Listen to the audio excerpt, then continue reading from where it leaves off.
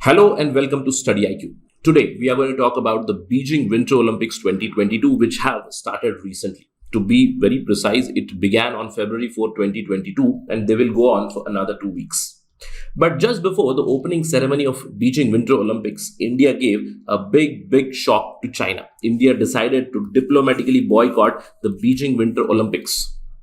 So in this video, we'll understand what led India to take such a drastic step that we decided to diplomatically boycott this entire Olympics.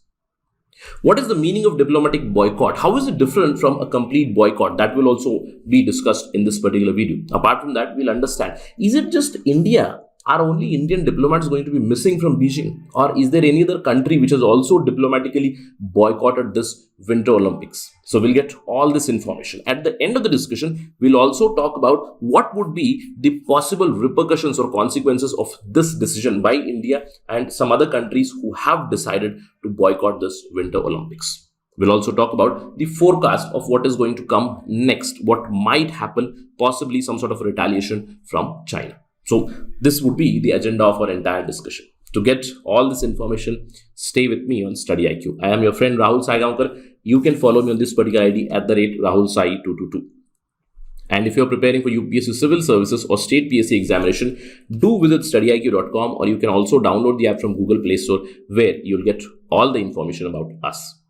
Right, let's begin the discussion. As I told you, the Winter Olympics began on 4th February 2022 and they will be going on for another 2 weeks. They will end on February 20, 2022. Just before the opening ceremony, India gave a big shock to China. We decided to diplomatically boycott the games. United States of America did welcome this decision by India that we are now diplomatically boycotting this. But let's try to understand why exactly this happened. Right? So, is it just India first of all? The answer is no, it's not just India. Boycott Beijing 2022, it is going on for almost 2 to 3 months now. Before the Winter Olympics, there was a lot of hue and cry in many countries abroad to boycott Beijing Olympics.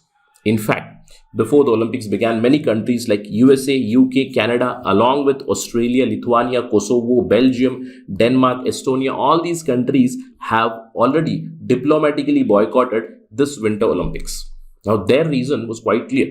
They diplomatically boycotted, meaning their diplomats, their officials will not be present during the Olympics. But the athletes will participate. Please remember this, right? So they decided to diplomatically boycott, highlighting the human rights violation issue of China. Now, we all know the China's track record with respect to human rights has been abysmal. There are large-scale news reports, many incidences of violence in the Xinjiang region where the Uyghurs have been exploited continuously. In fact, many reports have come highlighting Uyghur genocide in the Xinjiang region. In fact, recently we had also discussed about the Peng Shuai incident. Peng Shuai is a Chinese tennis player who disappeared all of a sudden and again reappeared. So because of all these issues of human rights violation, the democratic countries, they decided to diplomatically boycott this Winter Olympics. Now, India's case was rather curious. India was a late entrant in this boycott brigade. See, India in November 2021, it said that we are supporting the Winter Olympics which China is hosting in Beijing.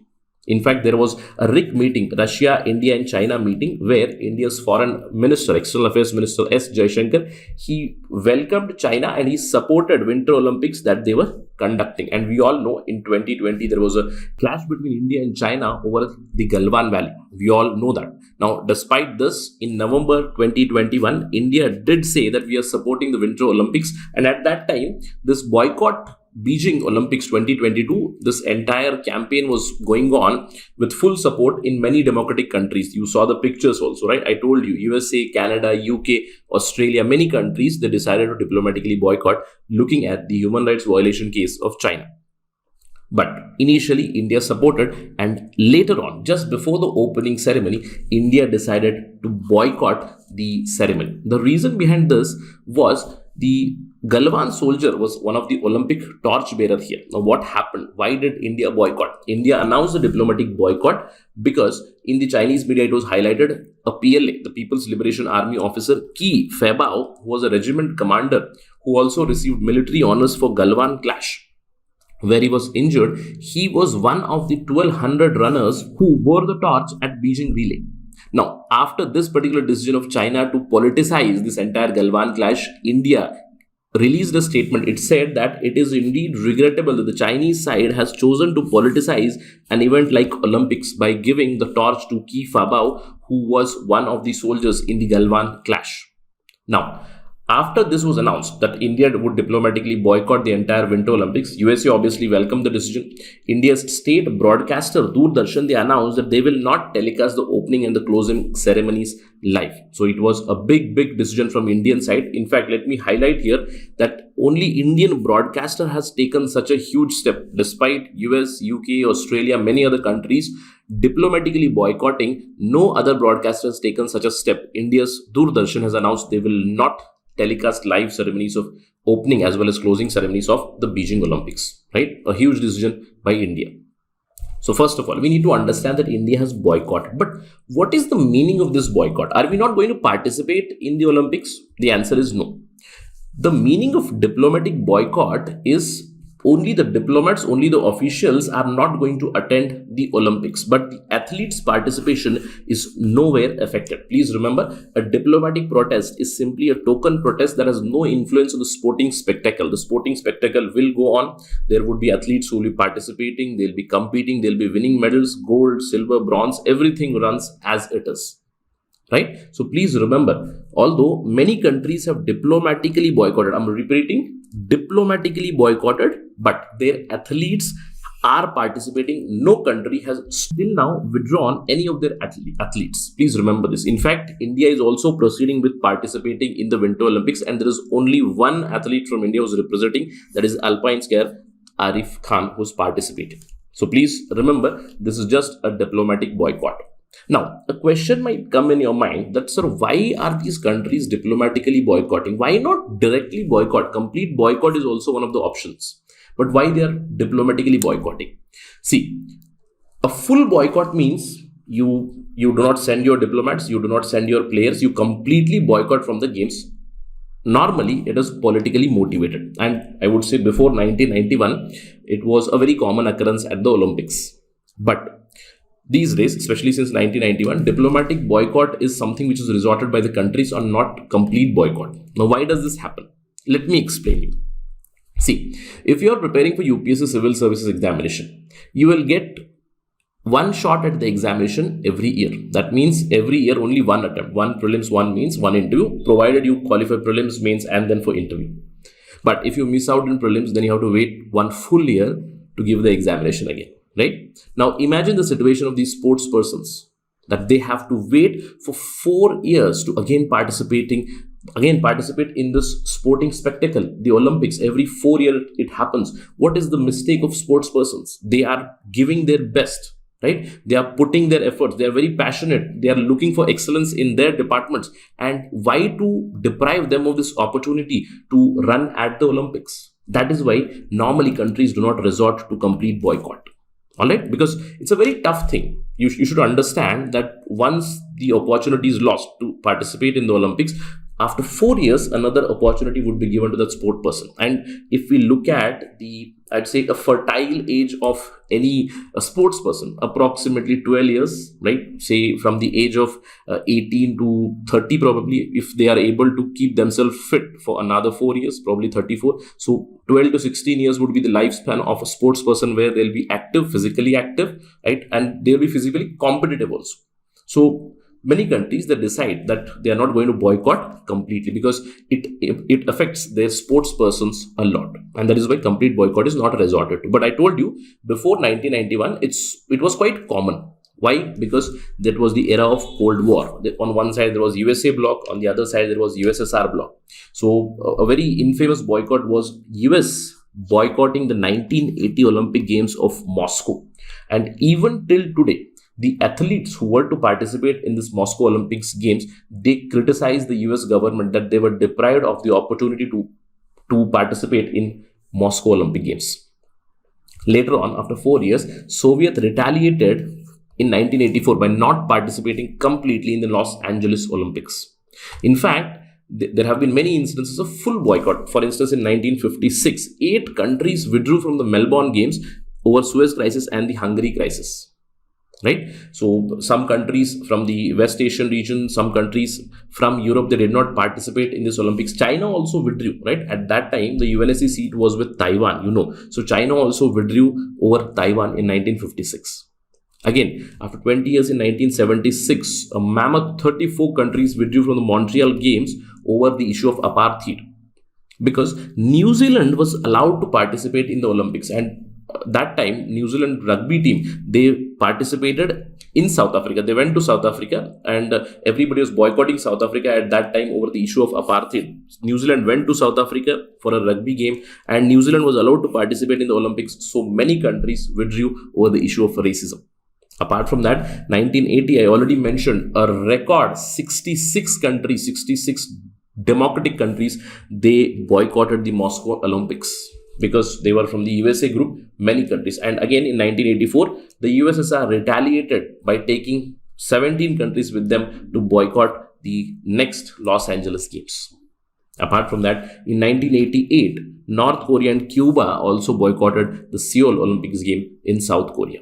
Now, on one side, countries do decide, and these decisions are mostly politically motivated, but many times, International Olympic Committee has also boycotted some other countries. For instance, we can give example of Russia since 2018, owing to that doping issue. Before that, in 1948, Japan was not allowed, Germany was not allowed to participate because they were the Axis powers in the World War II. So these instances have also happened that International Olympic Committee does not allow, or they boycott some countries. And countries have also boycotted the Olympics looking at the location. I gave you the example. But today, we seldom see that there is a complete boycott. There is a diplomatic boycott just to show the protest against the country. And that is what has happened this time also.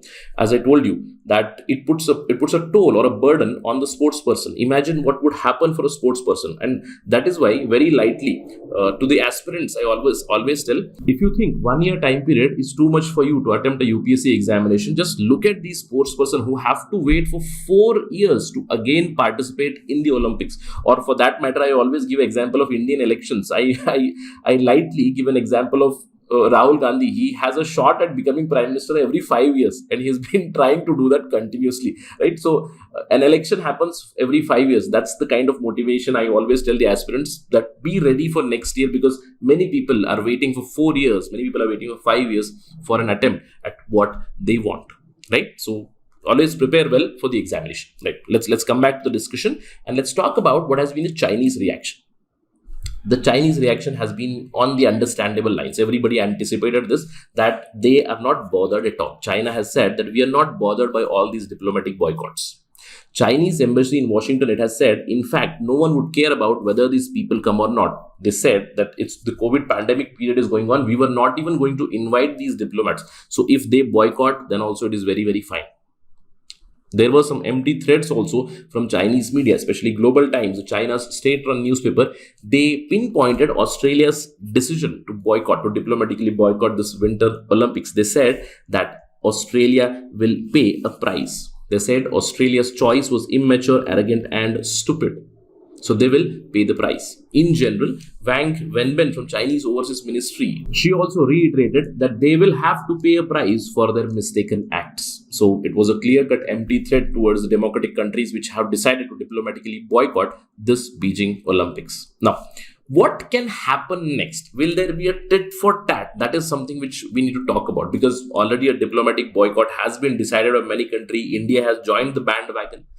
Will there be a tit for tat? We might anticipate that, right? There are now fears that China will give it back to the democratic countries. Why? Because the 2028 Olympics are going to happen again in Los Angeles in USA. The 2032 Olympics are going to happen in Australia in Brisbane.